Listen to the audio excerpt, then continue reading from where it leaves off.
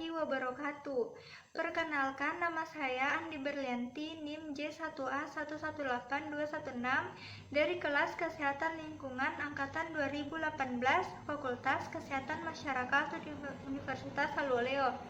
Saya akan menjelaskan mengenai cara pemeriksaan menggunakan Rapid Diagnostic Test untuk deteksi antibodi dalam mendeteksi COVID-19. COVID-19 adalah penyakit menular yang disebabkan oleh coronavirus. COVID-19 sekarang menjadi pandemi yang menyerang banyak negara secara global. Penyakit baru ini tidak diketahui sebelum wabah mulai di Wuhan, China pada Desember 2019. Asal-usul zoonosis dari COVID-19 masih belum pasti. Virus telah diidentifikasi dalam sampel lingkungan dari pasar hewan Wuhan. Gejala COVID-19 yang paling umum adalah demam, batuk kering, dan kelelahan. Beberapa pasien mungkin mengalami sakit dan nyeri hidung tersumbat, sakit tenggorokan, atau diare.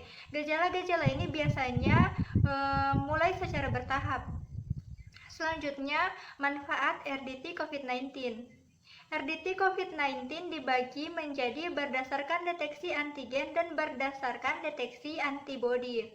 Tetapi yang paling umum digunakan adalah berdasarkan deteksi antibodi, di mana RDT tidak memerlukan fasilitas laboratorium yang canggih dan hasilnya dapat cepat didapat untuk mengetahui apakah seseorang kemungkinan menderita atau tidak menderita COVID-19. Dalam waktu kurang dari 1 jam biasanya sudah bisa didapatkan hasilnya. Adapun kriteria orang yang untuk pemeriksaan RDT COVID-19 yaitu pemerintah telah menentukan siapa saja yang diprioritaskan untuk dilakukan RDT COVID-19.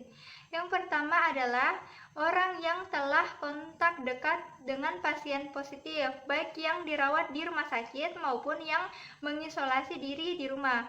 Kedua adalah tenaga kesehatan. Adapun alat yang akan digunakan yaitu lensit, timer, tabung kapiler, kaset uji, dan adapun alat pelindung diri antara lain masker, sarung tangan pelindung, dan coverall medis. Selanjutnya waterproof boots dan kacamata pelindung. Selanjutnya bahan. Yang pertama adalah spesimen darah, alkohol swab, dan larutan buffer. Adapun tata laksananya, yang pertama membuka alkohol swab. Digunakan alkohol swab baru untuk setiap pasien. Dipastikan kantong swab tidak dibuka sebelumnya. Kemudian diperiksa ujung jari pasien dengan alkohol dan dibiarkan mengering. Alkohol harus dikeringkan sebelum ditusuk atau tes mungkin tidak berhasil. Kemudian dilepaskan tutup pelindung lensit. Kemudian ditusuk sisi lateral jari yang dipilih dengan lensit. Dibuang lensit bekas ke tempat sampah segera setelah digunakan. Kemudian dibersihkan tetes darah pertama dengan kasa steril. Selanjutnya jari pasien yang ditusuk dipencet untuk mengeluarkan darah kedua. Selanjutnya diambil sampel darah dengan tabung kapiler yang disiapkan. Dipastikan jumlah sampel mencapai tanda pada tabung kapiler. Selanjutnya dipegang tabung kapiler secara vertikal. Kemudian ditambahkan spesimen darah tanpa gelembung udara ke dalam sumber sampel yang ditandai dengan panah pada perangkat pengujian. Selanjutnya dibuang kapiler bekas ke tempat sampah segera setelah digunakan. Ditunggu selama 20-30 detik lalu ditambahkan 2 tetes larutan buffer uji dari sampel yang sama dengan alat uji. Kemudian dibaca hasilnya dalam 15-20 menit. Selanjutnya analisa percobaan. Hasil tes negatif apabila garis berwarna merah hanya muncul di daerah kontrol C, menunjukkan hasil negatif untuk infeksi COVID-19.